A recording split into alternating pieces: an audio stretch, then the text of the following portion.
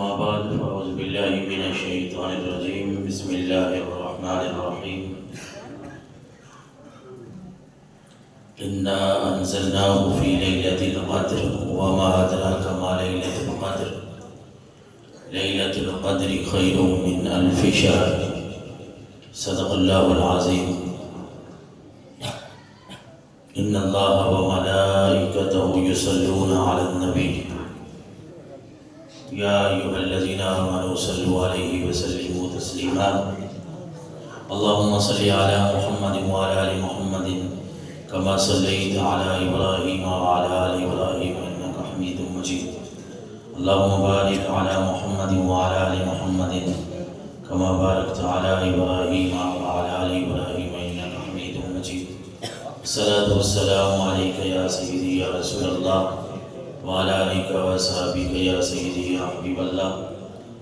يا صاحب الجمال ويا سيد البشر من وجهك المنير لقد نور القمر لا يمكن الثناء كما كان حقه بعد خدا بزرگ توئی قصہ مختصر یا رب بالمصطفى بلغ مقاصدنا واغفر لنا ما مضى یا واسع الکرم. حمد و صلات کے بعد میں مشکور ہوں اپنی انتظامیہ کا جنہوں نے کوشش کی کاوش کی. قرآن مجید ہم نے سنایا, ہمارے دو حفاظ کرام اور دیگر بھی ہمارے دوست احباب جو پہلے سنتے ہیں وہ بھی آتے رہے. تمام کا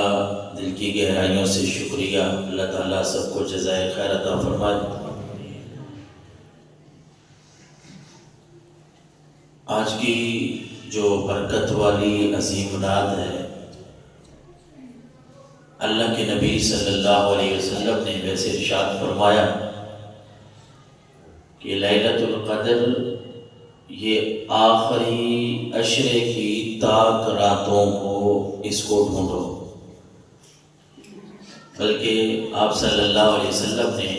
اس کی بنیادی بات اگر آپ سمجھیں, ہمارے احباب اعتکاف کی حالت میں ہیں تو آپ صلی اللہ علیہ وسلم نے اعتکاف پورا مہینہ بھی فرمایا, 20 دن کا بھی فرمایا. اور پھر آپ علیہ الصلوۃ والسلام نے فرمایا کہ میں نے یہ 10 دن کا جو اعتکاف ہے آخری عشرے کا,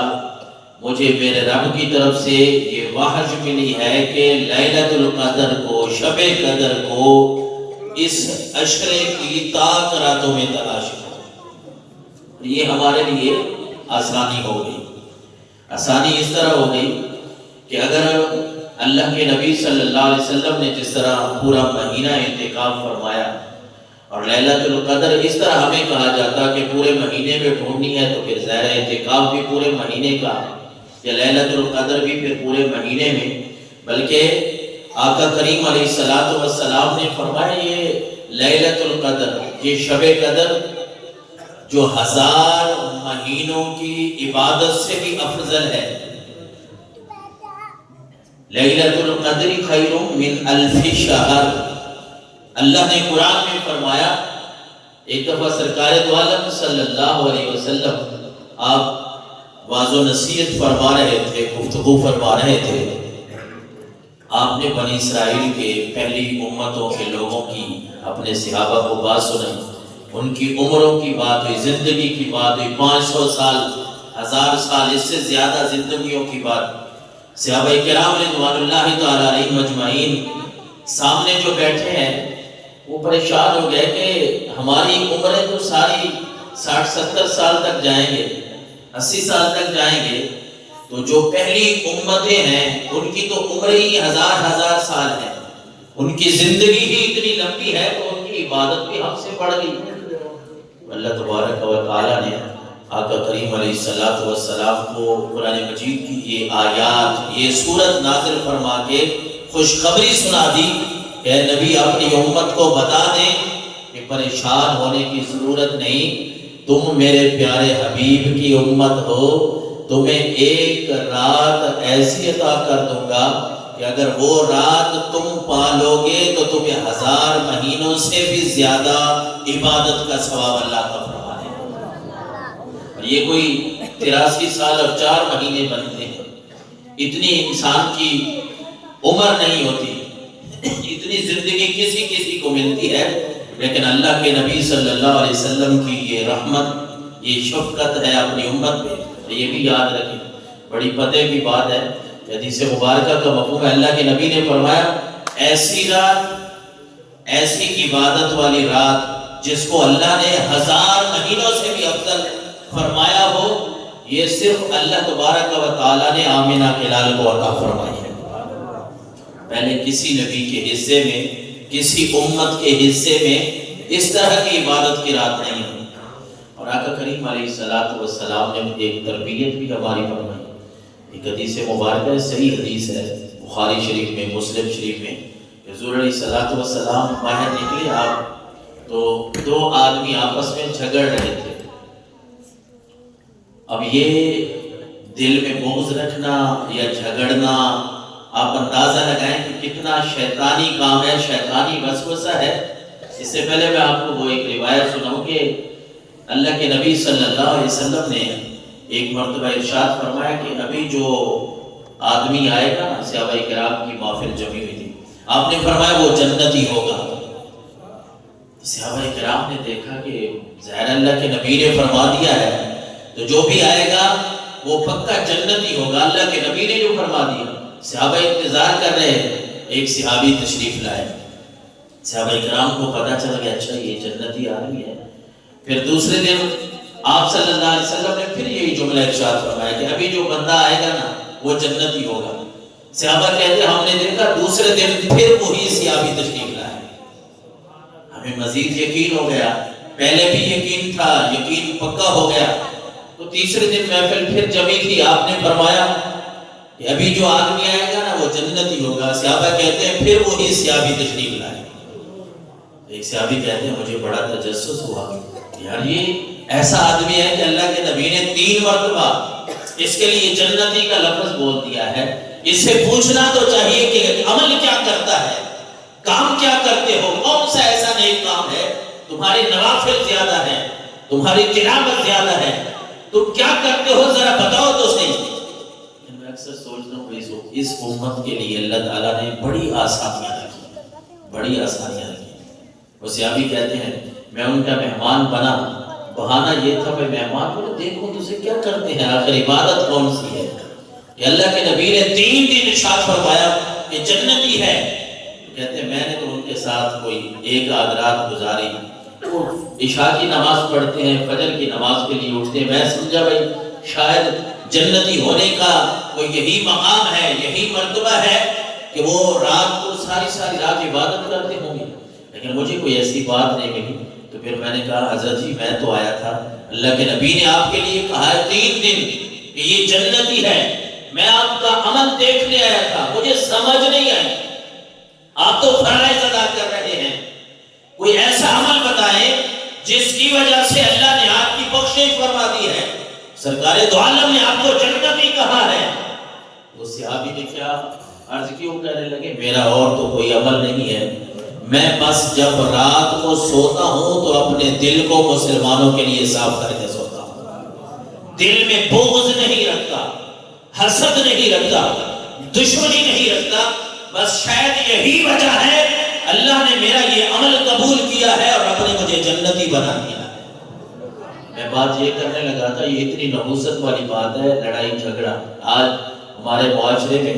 یہ سوشل میڈیا، یہ موبائل، یہ مختلف طریقے، بھائی کو دیکھنے کے لیے تیار نہیں، دوستی یاری کو آگے کریں گے، رشتہ داری کو پیچھے کریں گے، یہ اتنی نحوست والی بات ہے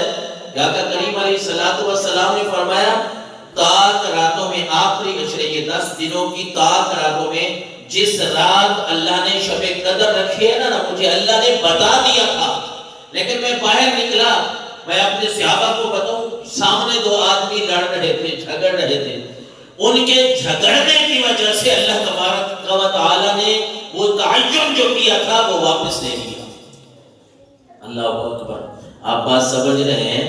کہ اللہ کے نبی فرما رہے ہیں مجھے رب نے بتا دیا تھا کہ فلاں رات ہے، لیکن پھر یہ ہوا کہ میں باہر نکلا، مسلمان تو جھگڑ رہے ہیں، ان کے جھگڑے کی وجہ سے اللہ تبارک و تعالیٰ نے اس تحیر کو اٹھا دیا اور فرمایا اے نبی اپنی امت کو بتا دیں کہ آخری عشرے کی تاک راتوں میں اس شب قدر کو ڈھونڈو، اس لیلۃ القدر کو ڈھونڈو۔ لیکن 27ویں رات یہ کچھ آپ کہہ سکتے ہیں آقا کریم علیہ الصلوۃ والسلام کی حدیث تو نہیں ہے، لیکن کچھ لوگوں کے تجربات ہیں، کچھ صحابہ کرام رضوان اللہ تعالیٰ علیہ مجمعین کے اقوال ہیں، ان کے مطابق شب قدر جو ہے وہ یہ 27ویں کو بنتی ہے۔ اچھا ایک دفعہ ایک صحابی کو میں عرض کر رہا ہوں کہ یہ حدیث مبارکہ میں حدیث میں یہی ہے کہ اللہ کے نبی نے فرمایا آخری عشرے کی تاک راتیں جو ہیں ان میں شب قدر کو ڈھونڈو۔ پھر بھی آسانی تو ہو گئی نا، 10 کی 10 راتیں بھی نہیں ہیں، تاک راتوں کی بات آنے میں 21ویں ہے، 23ویں ہے، 25ویں ہے، 27ویں ہے، 29ویں ہے، 5 راتیں ہیں۔ پھر بھی اس امت کے لیے اللہ کے نبی کی رحمت تو ہے نا، وہ اگر ڈھونڈنا بھی ہے پورا مہینہ نہیں، 20 دن نہیں ہے، 10 دن نہیں ہے، صرف 5 راتیں اگر کوئی بندہ عبادت کر لیتا ہے اور وہ شب قدر کو پا لیتا ہے تو اللہ کا قرآن فرما رہا ہے یہ شب قدر 1000 مہینوں سے بھی افضل ہے۔ اللہ اکبر۔ اور آقا کریم علیہ الصلوۃ والسلام کے کئی صحابہ کرام کا یہ تجربہ ہے اور ان کے اقوال یہ ملتے ہیں کہ یہی 27ویں شب ہے۔ لیکن ایک بات یہ بھی یاد رکھیں، میرے آقا علیہ الصلوۃ والسلام نے یہ بھی فرمایا کہ من قام لیلۃ القدر ایمانا واحتسابا غفر له ما تقدم من ذنبه او کما قال، بخاری شریف کی حدیث ہے 2014 نمبر میں۔ حضور نے فرمایا جس نے بھی لیلۃ القدر کو قیام کیا، اس رات کو نوافل پڑھے، ایمان کی حالت میں، احتساب کی حالت میں، یعنی ایمان بھی ہے، اپنا حساب بھی کر رہا ہے، گناہوں کی معافی بھی مانگ رہا ہے، اس نے قیام کیا، نوافل ادا کیے، اللہ کے نبی نے فرمایا پچھلے سارے گناہ اللہ اس کے معاف فرما دیتا ہے۔ اب نوافل کیا پڑھنے ہیں یہ بات بھی یاد رکھیں، میں ہر دفعہ یہ عرض کرتا ہوں، رمضان المبارک میں ہمارا ویسے تو درس قرآن الحمدللہ چلتا ہے پورا سال، فجر کی نماز کے بعد ہمارے نمازی احباب جانتے ہیں، جب سے میں آیا تھا ہم نے الحمد سے شروع کیا تھا، اب 28واں بار ہم پڑھ رہے ہیں تقریباً 10-11 سال کے عرصے میں۔ لیکن رمضان المبارک کے مہینے میں ہر سال ہم یہ کرتے ہیں کہ نماز کے مسائل سیکھنا، وضو کے، غسل کے، مختلف قسم کے مسائل، یعنی اس پہ درس دیتے ہیں۔ اس دن میں یہی عرض کر رہا تھا بھائی نماز پڑھنا ایک ہے پڑھنا جس طرح ہم پڑھتے ہیں کہ بس آیا اللہ اکبر کیا اور رکعتیں گنی، سجدے گنے اور بس میری نماز ہو گئی۔ ایک ہے نماز کو ادا کرنا، قائم کرنا، وہ کیا ہے کہ ہمیں پتہ ہو کہ ہم رب کے سامنے کیا عرض کر رہے ہیں۔ تو میں یہ عرض کر رہا تھا اپنے نمازیوں کو کہ آج کل تو خیر ویسے ہی آسانیاں بہت ہو گئی ہیں یاد کرنے کے لیے، اور کوئی اتنا لمبا چوڑا کام بھی نہیں ہے، نماز کوئی اتنی لمبی نہیں ہے، تو میں عرض یہ کر رہا تھا کہ کم از کم نماز کا کوئی خلاصہ، کوئی ترجمہ تو سیکھ لیں۔ ہم نے پڑھا بھی ہے، جناب آپ کو یاد ہوگا آسان الفاظ میں خلاصے کے طور پہ میں نے بتایا تھا، ایک ایک لفظ کا، ایک ایک جملے کا، جس طرح کسی کو یاد ہو سکتا ہے۔ اصل نفل تو یہ ہے، نماز فرض ہو، سنت ہو، نفل ہو، یہ ہے کہ بندہ ایسے نماز ادا کرے کہ اسے پتہ ہو کہ اہدنا الصراط المستقیم جو میں پڑھ رہا ہوں تو رب کے سامنے میں اپنی ہدایت کی دعا مانگ رہا ہوں۔ اصل نماز تو یہ ہے کہ بندہ جب رکوع میں ہو سبحان ربی العظیم پڑھ رہا ہے، اسے پتہ ہو کہ میں اب جھک کے، میں انسان ہوں، اشرف المخلوقات ہوں، کسی کے سامنے جھکنے والا نہیں ہوں، لیکن میں اپنے رب کے سامنے گھٹنوں کے اوپر ہاتھ رکھ کے جھک کے یہ عرض کر رہا ہوں کہ مولا سبحان ربی العظیم، پاک ہے میرا رب عظمت والا، یا اللہ میں کسی کے سامنے نہیں جھکتا، میں تیرے سوا کسی کو عبادت کے لائق نہیں سمجھتا، میں آج جھک کے یہ عرض کر رہا ہوں کہ مولا تیری ہی ساری شانیں ہیں، تیری ہی عظمتیں ہیں۔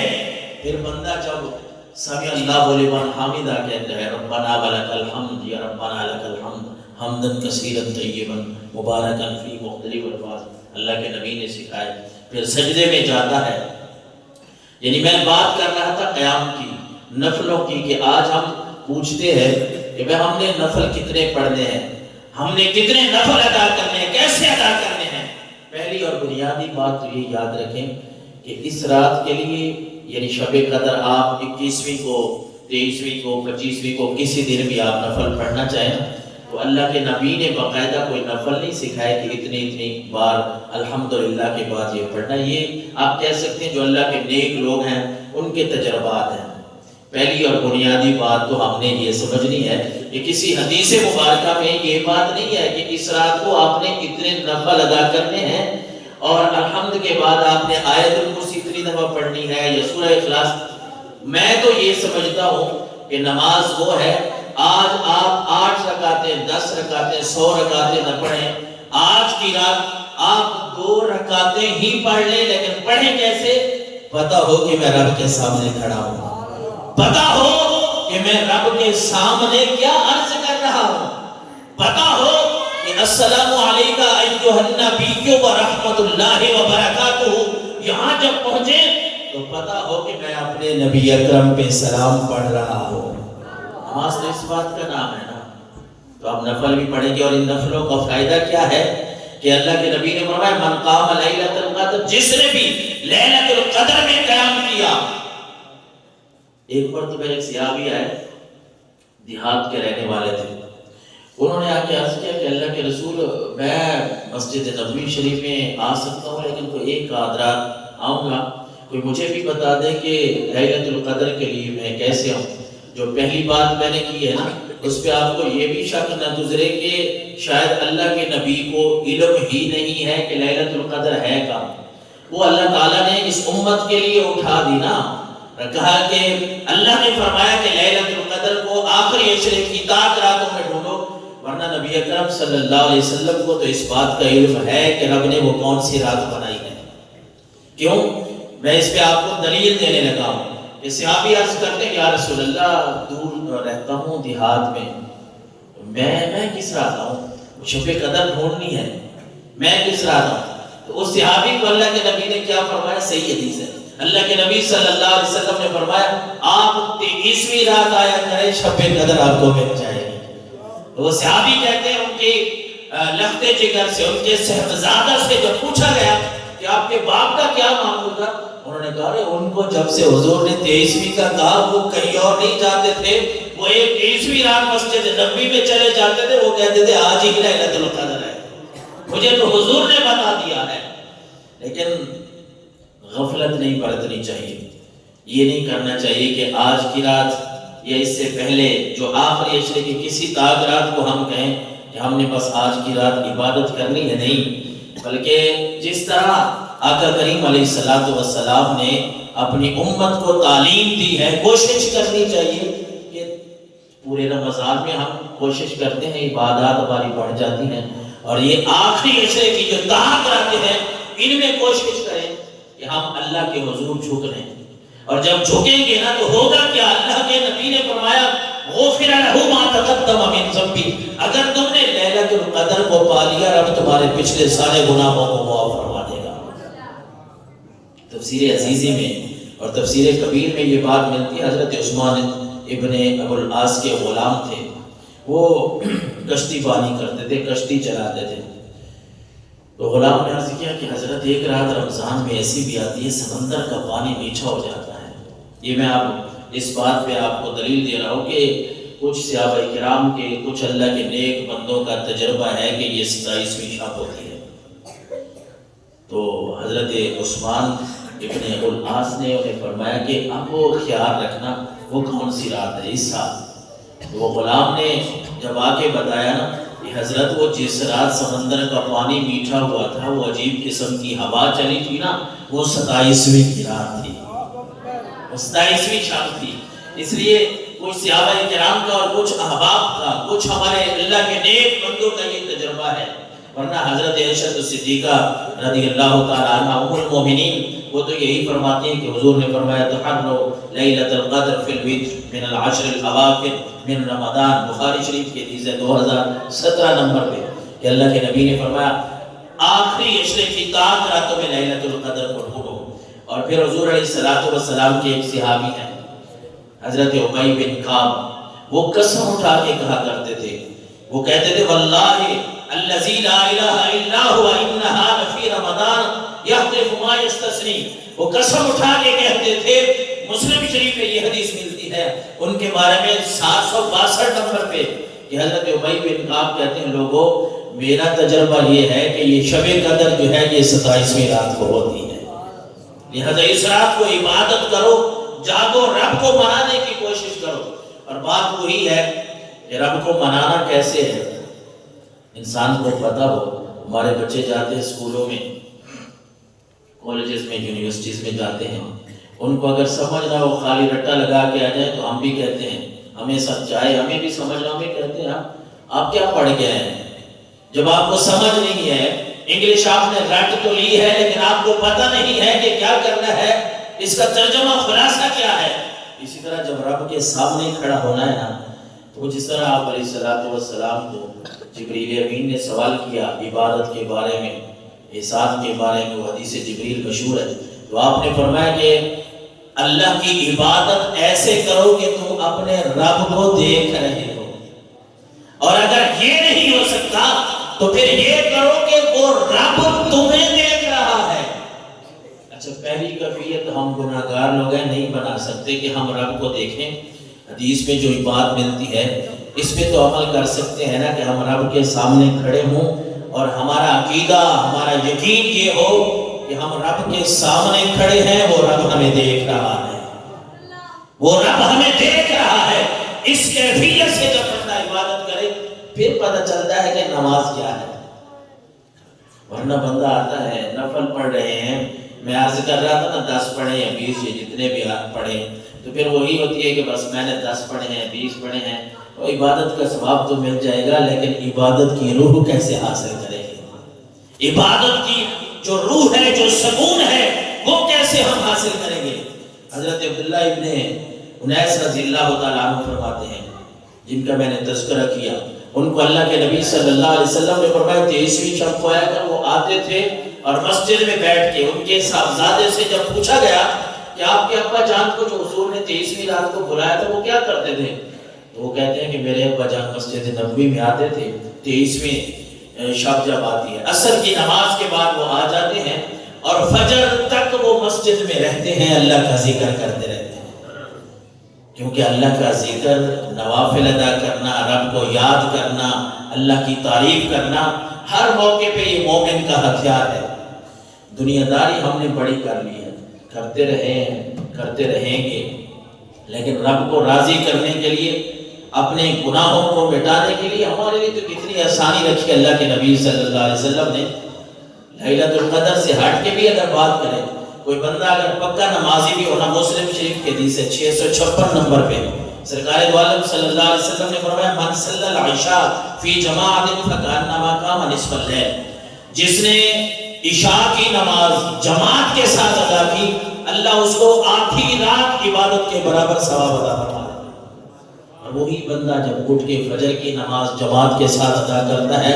رب اس کے نامہ اعمال میں پوری رات عبادت کرنے کا ثواب درج فرما دیتا ہے۔ ہمارے لیے تو اتنی آسانیاں ہیں، اتنی آسانیاں، اتنی برکتیں، رحمتیں، بس مختصر سی بات یہ ہے کہ آج کی جو رات ہے بخشش کی رات ہے، یا اگلی جو رات آئے گی طاق رات، وہ بھی بخشش کی رات ہے۔ رمضان مبارک کا پورا مہینہ یہ ہماری بخشش کا ذریعہ اور بہانہ ہے۔ اور اللہ کے نبی نے تھوڑے دن رہ گئے ہیں، اللہ کے نبی نے وعید بیان کی ہے۔ حضور علیہ السلام نے فرمایا وہ بندہ، حدیث کا مفہوم ہے، بدبخت ہے کہ جس کو رمضان مبارک کا مہینہ ملے اور وہ اپنی بخشش نہ کروا سکے۔ آج کل ماحول ہی ہمارا بدل گیا، ہم نے شیرینی کھانے پینے کے اہتمام، یہ بھی اگر آپ، میری عمر تو خیر اتنی نہیں ہے جو ہمارے بڑے بیٹھے، آپ اگر پیچھے چلے جائیں گے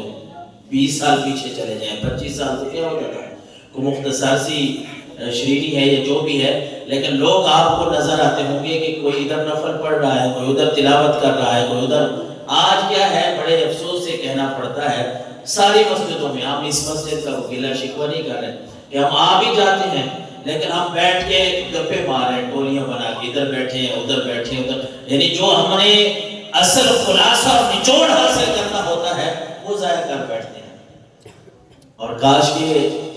اتنی زندگی جو ہماری گزر چکی، یہاں پورا سال جو گزارتے ہیں گناہوں میں پھنسے رہتے ہیں، یہی باتیں ہی ہوتی رہتے ہیں، کاش کہ آج کی رات ہم کوئی ایسی گزار لیں، کچھ لمحات ایسے گزار لیں کہ ہم رب کا ذکر ایسے کریں، نفل ایسے پڑھیں، عبادت ایسے کریں کہ ہمیں پتہ ہی نہ ہو کہ ہمارے ساتھ کون بیٹھا ہے، کون کیا کر رہا ہے۔ ہم عبادت میں اتنے ماہر ہو جائیں، رب کو یاد کرنے میں اتنے ماہر ہو جائیں کہ ہمیں ساتھ والے کا پتہ ہی نہ ہو کہ وہ کیا پڑھ رہا ہے، دوسروں کی طرف ہماری نظر ہی نہ جائے، اور ہم اپنے عیبوں کو دیکھیں، اپنے گریبان میں جھانکیں۔ اپنے گریبان میں جب بندہ جھانکتا ہے نا تو اپنے ہی گناہ نظر آتے ہیں، پھر بندہ دوسروں کے اوپر نہیں نظر رکھتا۔ تو آج کی رات مغفرت کی رات ہے، بخشش کی رات ہے، اللہ سے معافی مانگیں، توبہ کریں، استغفار کریں، جتنا ہو سکتا ہے نوافل ادا کریں۔ نوافل کی مختلف صورتیں جو اللہ کے نیک بندوں نے بتائیں، جس طرح میں آپ کو عرض کر رہا تھا، ویسے حدیث میں تو نہیں ہے لیکن ہم نے اس طرح کی نوافل بھی کچھ بتائے گئے۔ منقول یہ بات ہے کہ آپ الحمدللہ پڑھیں، سورہ فاتحہ، اس کے بعد آیت الکرسی پڑھیں، اس کے بعد اسی رکعت میں آیت الکرسی کے بعد سورہ اخلاص پڑھیں 10 دفعہ، 2 رکعتیں اس طرح پڑھیں۔ اور اگر آپ چاہتے ہیں سورہ اخلاص کو ایک رکعت میں 10 20 دفعہ پڑھنا چاہتے ہیں، کوئی منع نہیں ہے۔ مقصد آپ میری بات کا سمجھ گئے ہوں گے کہ آج کی رات کے جو نوافل ہے نا وہ آپ اس طرح ادا کریں، 4 منٹ کی کر لیں، 10 منٹ کی کر لیں، 40 منٹ کی کر لیں، جتنے آپ پڑھ سکتے ہیں، لیکن کوئی 2 رکعتیں تو ایسی بھی پڑھیں کہ رب سے ملاقات ہو جائے، کوئی 2 رکعتیں ایسی بھی ادا کر لیں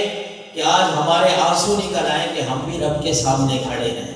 آپ جس طریقے پہ پڑھنا چاہیں کوئی منع نہیں ہے۔ انشاءاللہ ہم صلاۃ التسبیح کی جماعت بھی ادا کریں گے